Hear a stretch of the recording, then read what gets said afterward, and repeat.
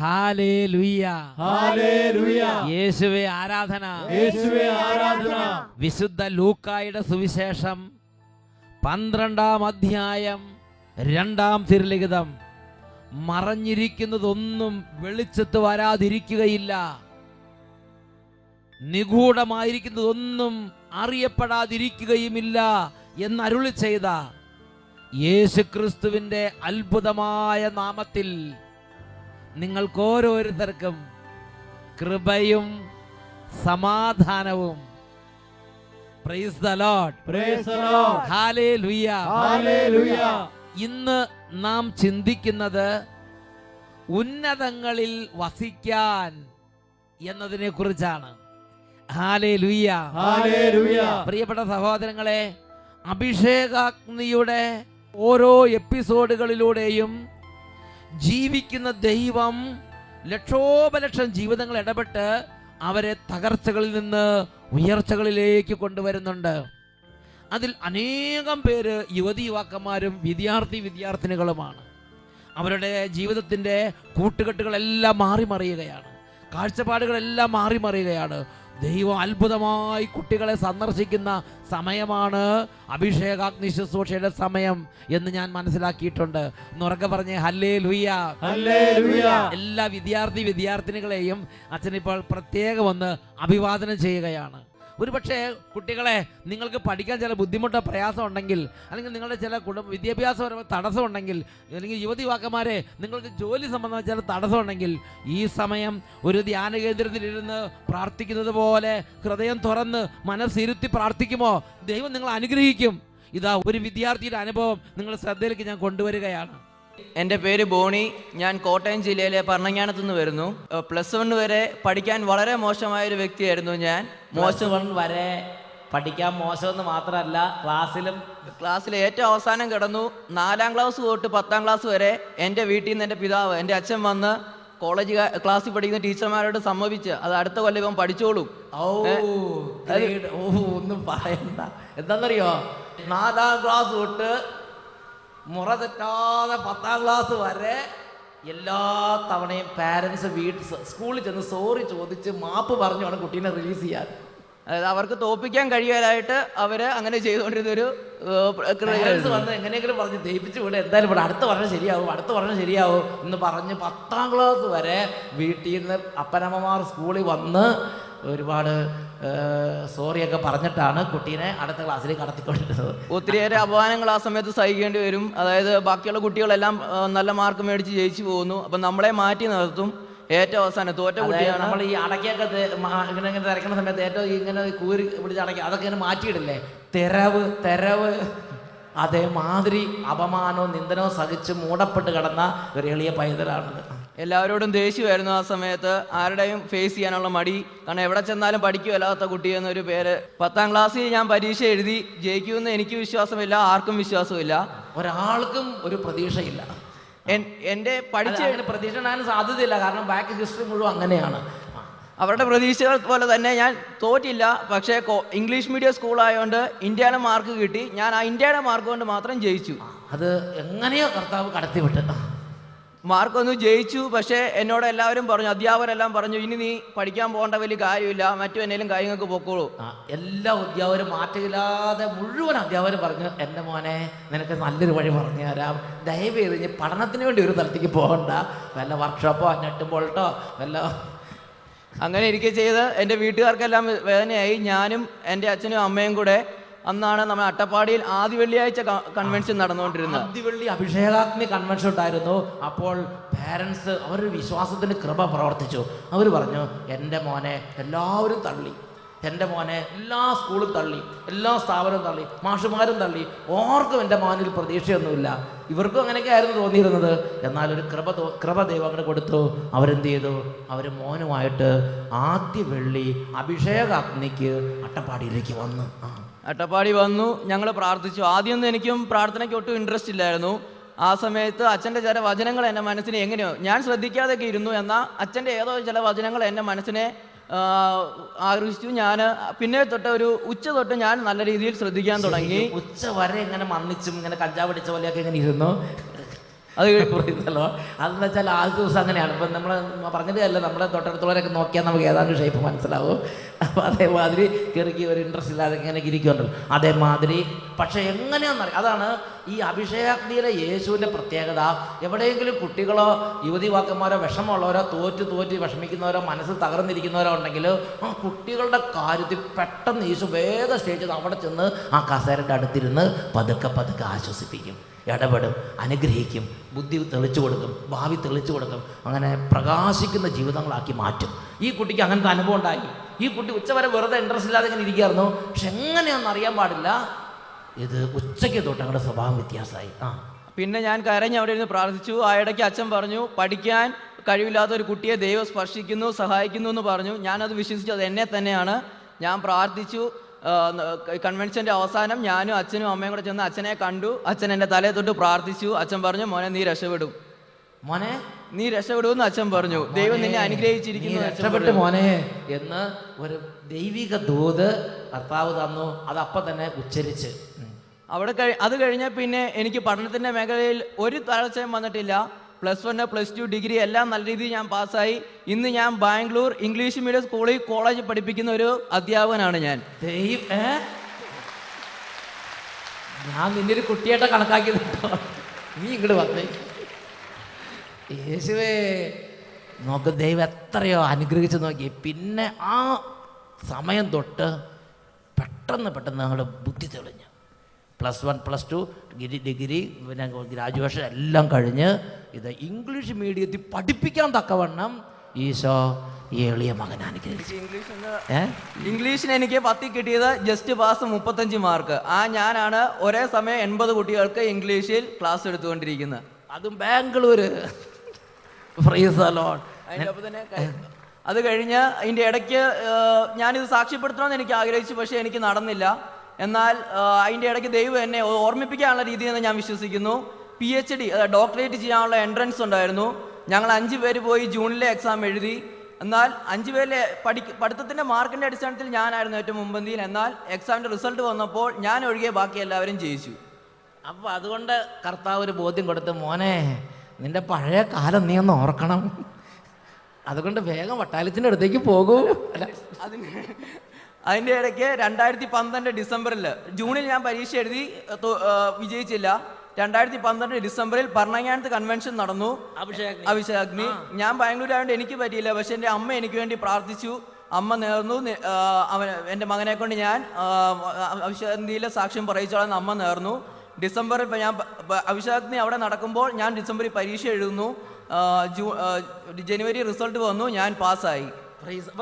ഇപ്പൊ ഞാൻ ഡോക്ടറേറ്റ് ചെയ്തുകൊണ്ടിരിക്കുന്നു. എൻ്റെ പിതാവേ, എന്താ കേട്ടത്? ആ പഴയ കുട്ടി ഇപ്പൊ എവിടെ, എന്താ ചെയ്യണത്? PhD ഡോക്ടറേറ്റിന് പഠിച്ചുകൊണ്ടിരിക്കുക. ശരിക്കും സത്യം തന്നെയാണ്.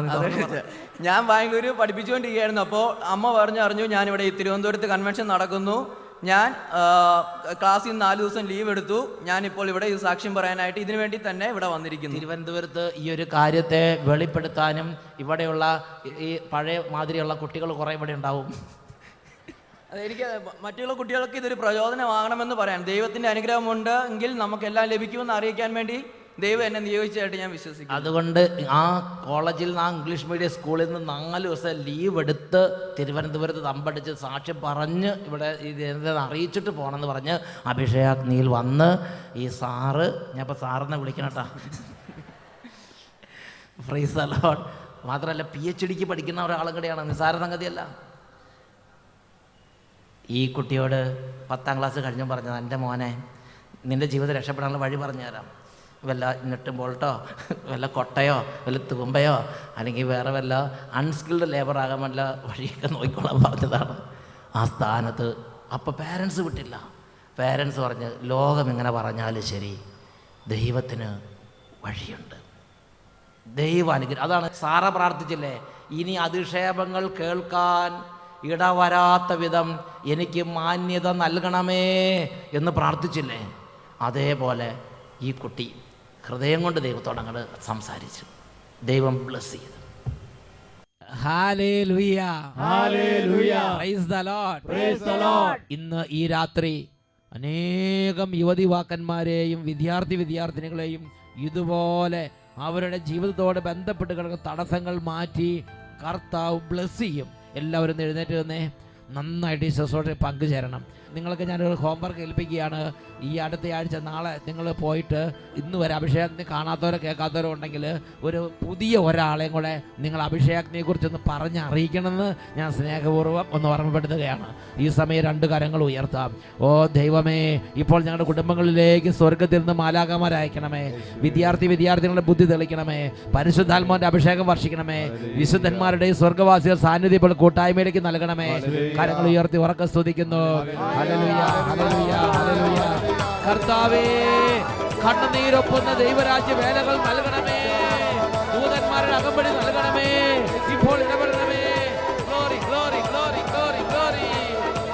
ഹല്ലേലൂയ, ഹല്ലേലൂയ. ദൈവവേല നൽകിയിടണമേ രാജാവേ, വിടുതൽ നൽകും ശുശ്രൂഷകളെ നൽകിയിടണമേ യേശു. കൈകളടിച്ച് നിരപ്പും ദൈവവേല നൽകിയിടണമേ നാഥ.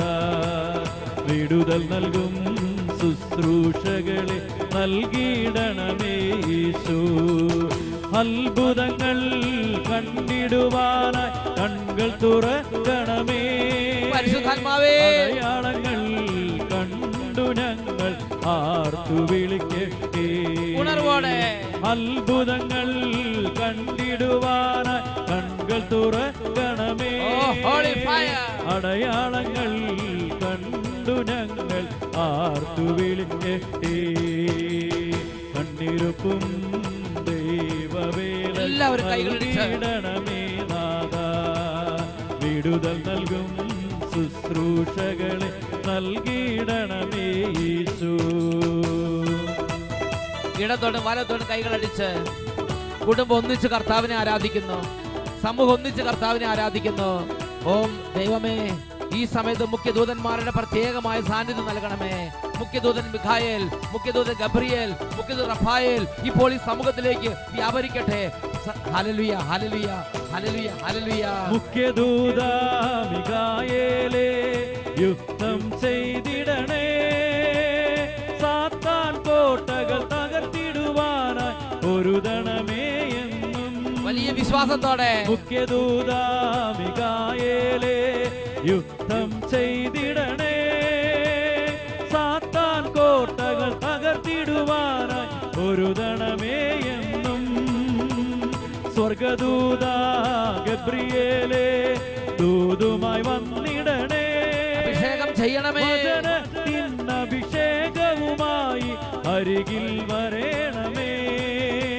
സ്വർഗദൂത ഗബ്രിയേലേ, വചനത്തിന്റെ വെളിപാടുകളുമായി വരണമേ. വചനത്തിനഭിഷേകവുമായി വരണമേ. അരികിൽ വരേണമേ. കണ്ണിരുപ്പും ദൈവവേല നൽകിയിടണമേ നാഥ. വിടുതൽ നൽകും ശുശ്രൂഷകളെ നൽകിയിടണമേ യേശു. അത്ഭുതങ്ങൾ കണ്ടിടുവാനായി കണ്ണുകൾ തുറക്കണമേ. അടയാളങ്ങൾ കണ്ടു ഞങ്ങൾ ആർത്തു വിളിക്കട്ടെ. അത്ഭുതങ്ങൾ കണ്ടിടുവാനായി കണ്ണുകൾ തുറക്കണമേ. അടയാളങ്ങൾ കണ്ടു ഞങ്ങൾ ആർത്തു വിളിക്കട്ടെ. ശക്തിയോടെ വേഗത്തിൽ കൈയടിച്ച് അടയാളങ്ങൾ കണ്ടു ഞങ്ങൾ ആർത്തു വിളിക്കട്ടെ. ഒന്നിച്ച് ദൈവത്തെ ആരാധിക്കുന്നു. അടയാളങ്ങൾ ഹല്ലേലൂയ, കണ്ടു ഞങ്ങൾ ഹല്ലേലൂയ, ആർത്തു ഹല്ലേലൂയ, വിളിക്കട്ടെ. ഹല്ലേലൂയ, ഹല്ലേലൂയ, ഹല്ലേലൂയ, ഹല്ലേലൂയ, ഹല്ലേലൂയ. കരങ്ങൾ ഉയർത്തി ഒരുമിച്ച് കർത്താവിനെ ആരാധിക്കുന്നു. യേശുവേ,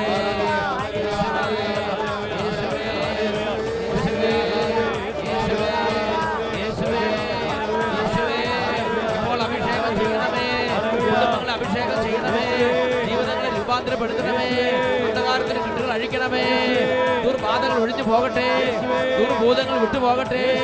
കഠിന പിശാചിന്റെ ഉപദ്രവങ്ങൾ നീങ്ങട്ടെ. പഴക്കദോഷങ്ങൾ വിട്ടുപോകട്ടെ. മദ്യപാനാസക്തി വിട്ടുപോകട്ടെ. അലസത വിട്ടുപോകട്ടെ. പഠന തടസ്സങ്ങൾ മാറട്ടെ. വിദ്യാർത്ഥിയുടെ ബന്ധനങ്ങൾ തകരട്ടെ. കുടുംബം മുഴുവൻ ഉണർവ് പ്രാപിക്കട്ടെ. വചനം കേൾക്കാൻ തടസ്സങ്ങൾ മാറട്ടെ. അഭിഷേക ശക്തി നിറയട്ടെ. Hallelujah, hallelujah. കൃപ, കൃപ, കൃപ, കൃപ, കൃപ, കൃപ. Glory, glory, glory, glory, glory, glory, glory, glory, glory. കർത്താവേ, കർത്താവേ, കർത്താവേ, കർത്താവേ, തകർന്ന മക്കളെ അവിടുന്ന് ഇപ്പോൾ വാരി പുണരണമേ. രോഗികളെ സുഖപ്പെടുത്തണമേ. സൗഖ്യത്തിന്റെ കരങ്ങൾ വെക്കണമേ. Hallelujah, hallelujah. യേശുവേ ആരാധന, യേശുവേ ആരാധന, യേശുവേ ആരാധന, യേശുവേ ആരാധന, യേശുവേ സ്തോത്രം, യേശുവേ നന്ദി, യേശുവേ ആരാധന, യേശുവേ ആരാധന, യേശുവേ ആരാധന.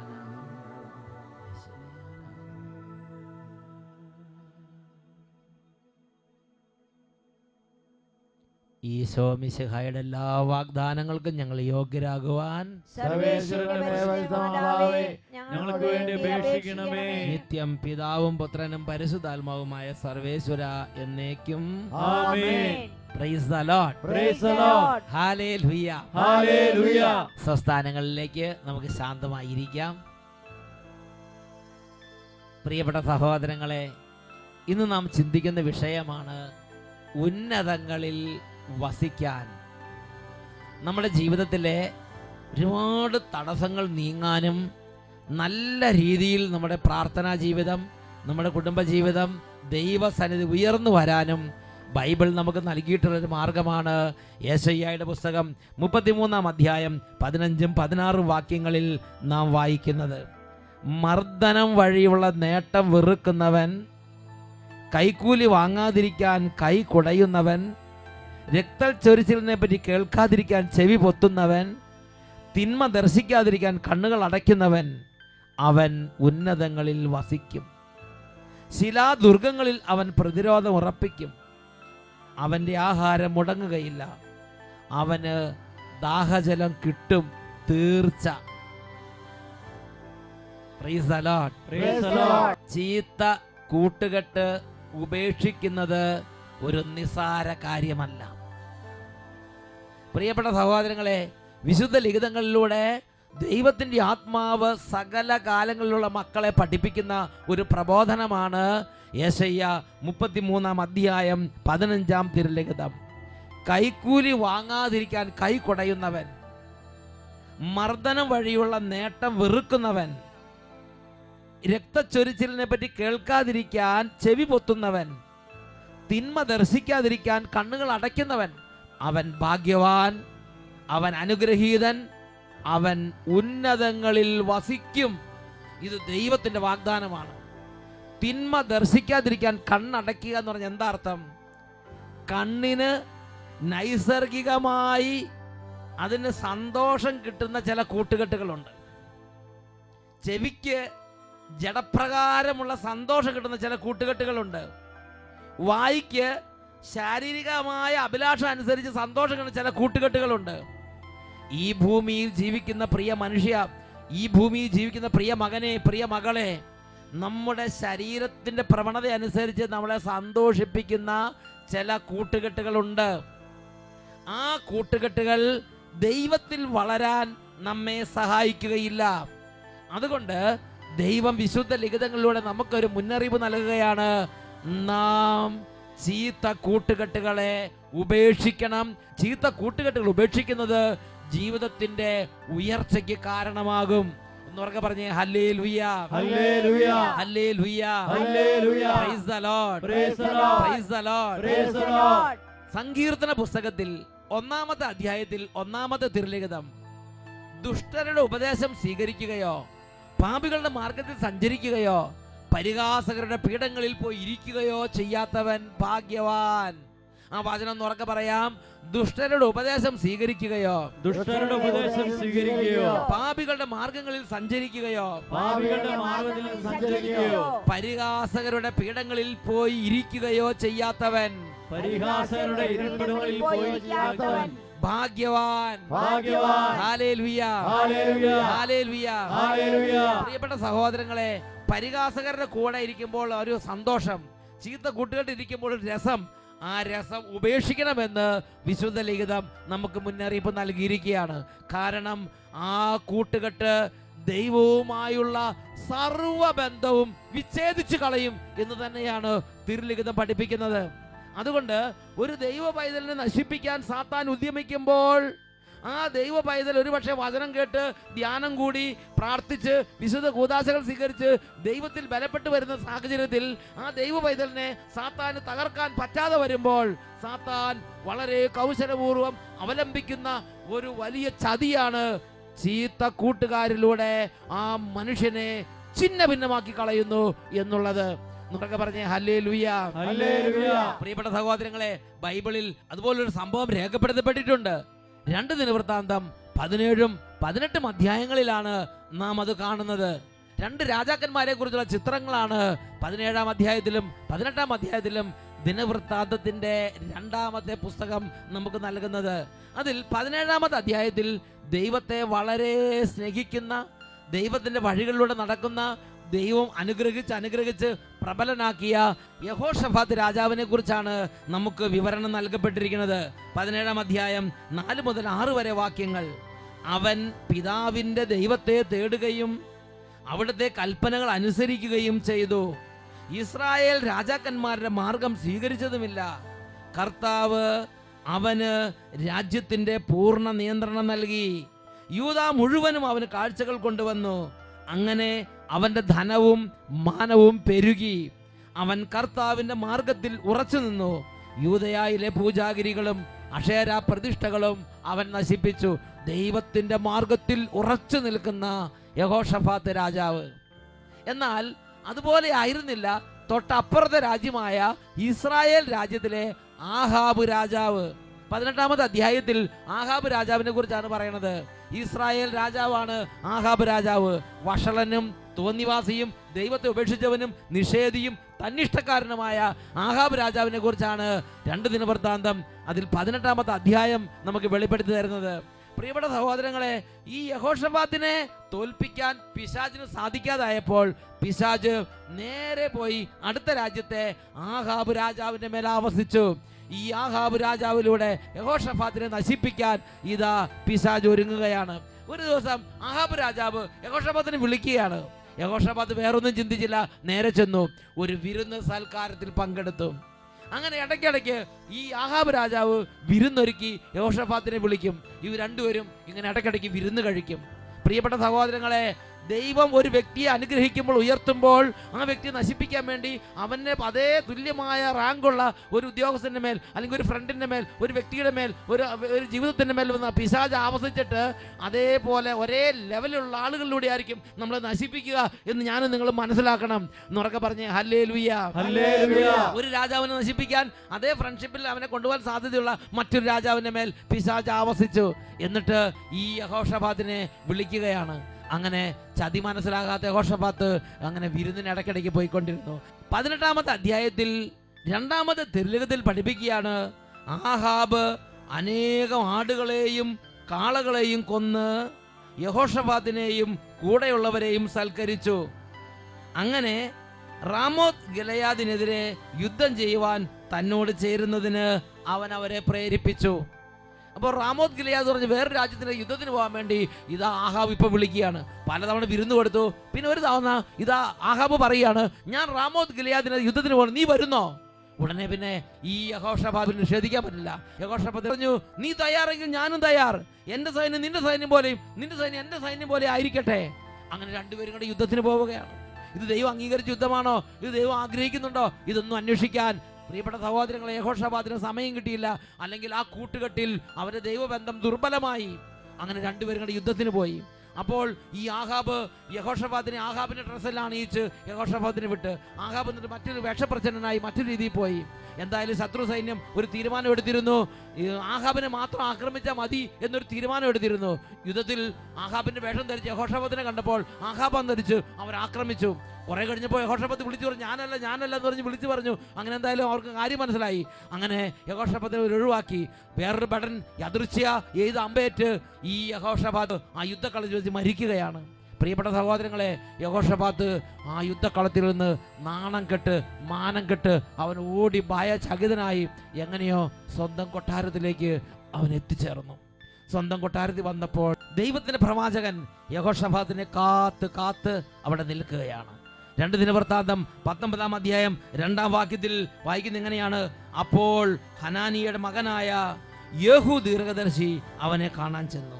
അവൻ രാജാവിനോട് പറഞ്ഞു, നീ അധർമ്മികളെ സഹായിക്കുകയും കർത്താവിനെ ദോഷിക്കുന്നവരെ സ്നേഹിക്കുകയും ചെയ്യുന്നുവോ? നിന്റെ ഈ പ്രവൃത്തി മൂലം കർത്താവിന്റെ ക്രോധം നിനക്കെതിരെ പൊട്ടിപ്പുറപ്പെട്ടിരിക്കുന്നു.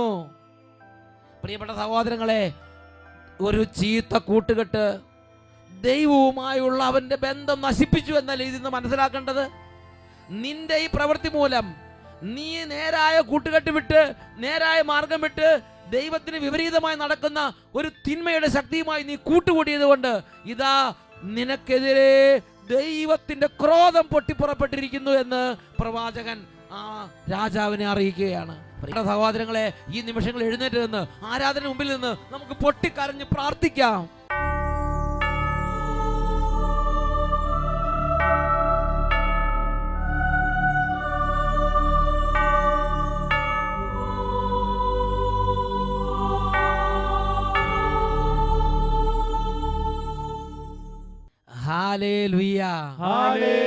പ്രിയപ്പെട്ട സഹോദരങ്ങളെ, ഈ നിമിഷങ്ങളിൽ ദിവ്യകാരുണ്യ ഈശോയുടെ മുമ്പിൽ ഹൃദയം നുറുങ്ങി പ്രാർത്ഥിക്കാം. അവിടുന്ന് സ്വർഗത്തിൽ നിന്ന് തന്റെ ആത്മാവിനെ വർഷിച്ച് ദൈവത്തിന് ഇഷ്ടമല്ലാത്ത എല്ലാ ബന്ധങ്ങളും മാറ്റി നല്ല നല്ല ബന്ധങ്ങൾ ജീവിതങ്ങളിലേക്ക് നൽകട്ടെ. 2 കരങ്ങൾ ഈശോയിലേക്ക് ഉയർത്തി പിടിക്കാം, ഉറക്കെ സ്തുതിക്കാം.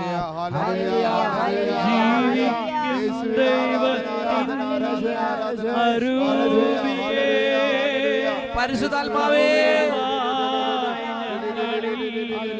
വസിക്കേണമേ, ജീവിക്കും ദൈവത്തിൻ അരൂപിയേ, നവ്യമായി ഞങ്ങളിൽ വസിക്കേണമേ, ഉരുകി ഞങ്ങളെ വാർത്തെടുക്കൂ, സ്നേഹം നിറച്ചെന്നെ ഉപയോഗിക്കൂ, ഉരുകി ഞങ്ങളെ വാർത്തെടുക്കൂ, പരിശുദ്ധാത്മാവേ, സ്നേഹം നിറച്ചെന്നെ ഉപയോഗിക്കൂ, ജീവിക്കും ദൈവത്തിൻ അരൂപിയേ, നവ്യമായി ഞങ്ങളിൽ വസിക്കേണമേ, നവ്യമായി ഞങ്ങളിൽ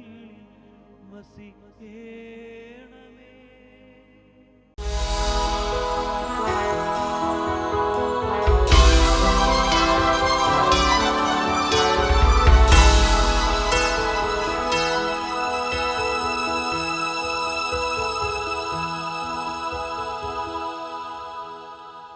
യാക്കോബിൻ ദൈവം എന്റെ ദൈവം, ഇസ്ഹാക്കിൻ ദൈവം എന്റെ ദൈവം, യാക്കോബിൻ ദൈവം എന്റെ ദൈവം, ഇസ്ഹാക്കിൻ ദൈവം എന്റെ ദൈവം, ആരാധിപ്പാൻ ശക്തൻ സ്തുതിച്ചിടാൻ യോഗ്യൻ, ആരാധിപ്പാൻ ശക്തൻ സ്തുതിച്ചിടാൻ യോഗ്യൻ, ഈ ദൈവത്തെ നമുക്കിന്ന് ആരാധിക്കാം, യാതെന്ന ദൈവത്തെ ആരാധിക്കാം.